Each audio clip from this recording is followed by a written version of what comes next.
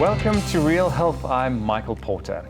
Now, one of the things that we do without even thinking is breathing. We don't even realize that we are doing it. Lungs, together with the respiratory system, allow us to breathe in oxygen and get it supplied to all parts of the body and all body systems. But sometimes our lungs get infected, leading to compromised functioning, and that's not ideal for our health.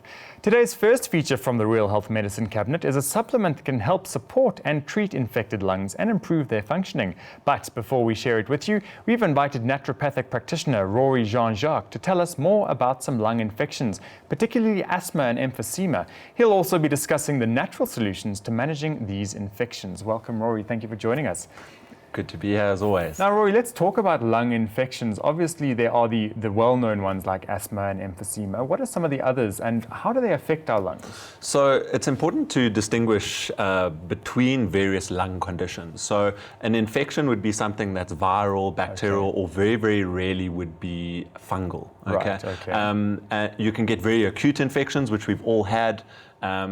Very, very much if we talk about low respiratory tract infections, that would be your bronchitis. You know, when you get really, the bronchial tree becomes inflamed, you struggle to breathe, there's large amounts of mucus production, that kind of thing. You can get upper respiratory tract infection, which is the pharynx and the larynx, which is sort of the upper area that can move further into the sinuses. So when we talk about specifically the lungs, majority of the infections will start off as viral infections. So that would be your influenza and things like that that move into the lungs, and then normally you can get a secondary bacterial infection. So more serious things can be issues like diphtheria, tuberculosis, pneumonia, which is also caused by a bacteria. It's a very, very common thing, and it's one of the actual biggest killers. A lot of people, but it affects about 1 in 200 people during flu season, and it can sometimes be something that happens silently. It can be a silent pneumonia, and you just don't know it. You end up in hospital, and oh, you've got pneumonia. You know, so those are infections. Those are very, very acute. You can also get chronic bronchitis. That's long term, which normally smokers tend to deal with. So it's compromised lungs, and then it affects it, and then it can't get rid of it. Exactly. Inflammation of the lungs chronically all the time. That can be caused by sometimes low-grade infections, which are always there. Be caused by smoking, and then we get things like asthma and emphysema. So those are not infections. Your asthma is an inflammatory allergic reaction of the lungs. And emphysema is where the lungs start to degenerate, and the main cause of that is normally smoking. It affects the elasticity of the little sacs called the alveoli that help us absorb oxygen but also clear air from the lungs. Are lung problems generally an inflammation problem of some kind? So if you get a viral infection, it's inflammation. So your immune system responds to it, and the virus tends to create inflammation within the lungs. And that's what causes that tightening. Can't breathe, you know, and then the body produces mucus in response to that to try and deal with the infection. It's what carries your immune system, is normally the mucus. So that is an inflammatory response. Asthma is an inflammatory response.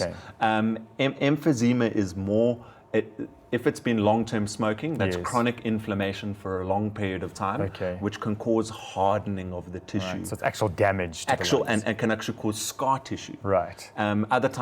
Other types of chronic, what they call COPD, chronic obstructive pulmonary disorders, cystic fibrosis and other types of things, can have other types of origins. Some of them can be genetic, but most of them are degenerative, and it's caused by smoking.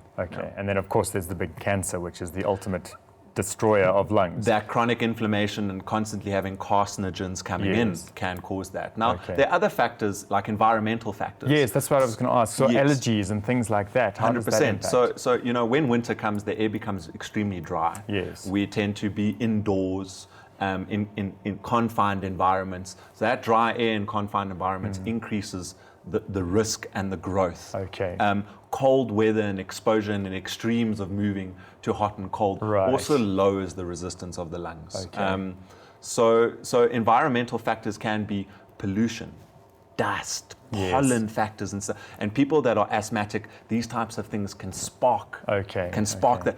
they get that asthma attack, and then they'll use something which is either an antihistamine, or they'll use the cortisone inhalers, or other types of bronchial dilators that open up the lungs and stop that major constriction. Yes. So, other things that can trigger asthma can also be food related. Soya, peanut, eggs, dairy, and it really, really depends. So a lot of asthma, we got to look at where the root causes. Is it the food allergy, or is there something else happening internally? That's when we start looking at the health of the gut lining. Right. So when these foods are coming in, the gut lining is reacting, where majority of our immune system is. Yes. And then that causes an inflammatory and immune reaction throughout the body.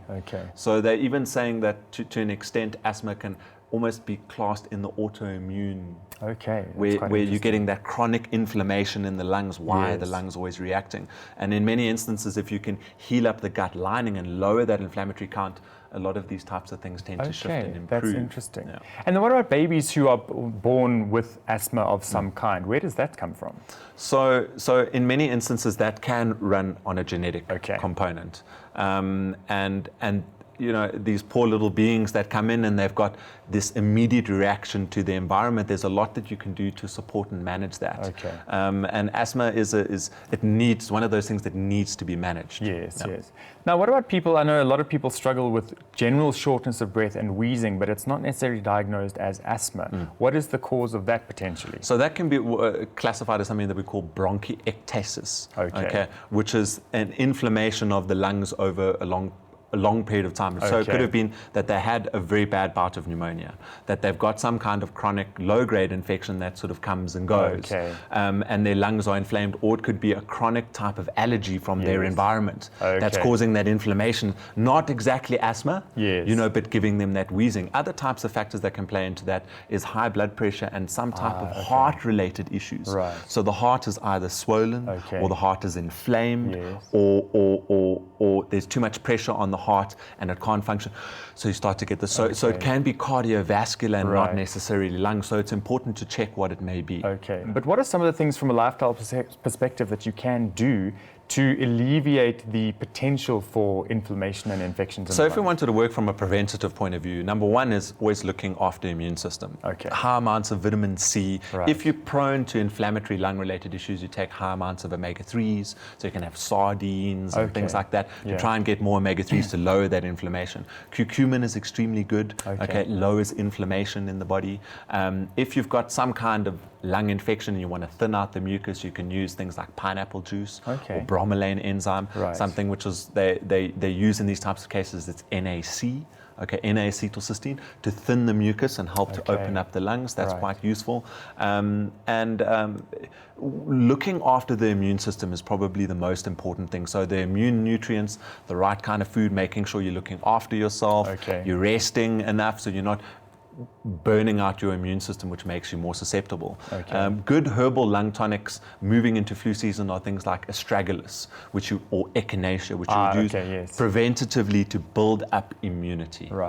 Now, just to touch on dairy, often that's associated with excessive mucus and things like that. Would dairy have an impact on the lungs particularly, or is that a different part? That's 100%. So dairy is a big mucus former. So people that get chronic mucus production, all this kind of stuff, cut out dairy, cut out wheat, cut out soya, cut out eggs, all of a sudden your mucus levels drop and you don't get that major mucus response. So these can be big triggers in asthma, but they can also be big triggers in just chronic mucus, chronic postnasal drip, or it's got that sort of low-grade cough. Look at your foods and those foods that cause those types of reactions. Well, as mentioned earlier in this interview, we have a NeoGenesis Bronchiolin, a supplement that's formulated to help support lungs that are strained or infected.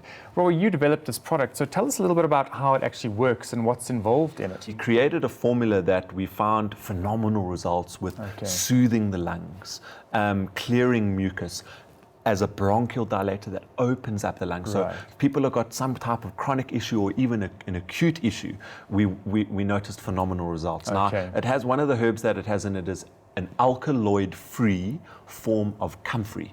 And what that does is it has a tissue healing and a repair effect on the lungs.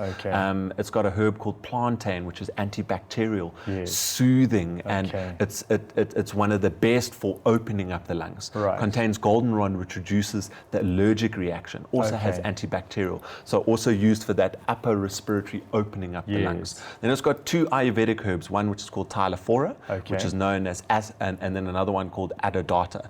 Now they're both used as asthma support. And some of the clinical studies with this particular dose of the extract have shown similar results, if not better improvements than corticosteroids for reducing inflammation and opening up the lungs. Sure, that's fantastic. It also contains thyme, good old herb thyme that we use to cook with, that has antiseptic, antibacterial, and mucus clearing effects for the lungs.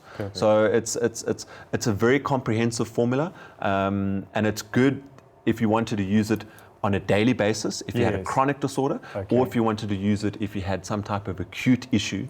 If you could combine that with some kind of golden seal or echinacea, that could give a much stronger antiseptic and antibacterial effect.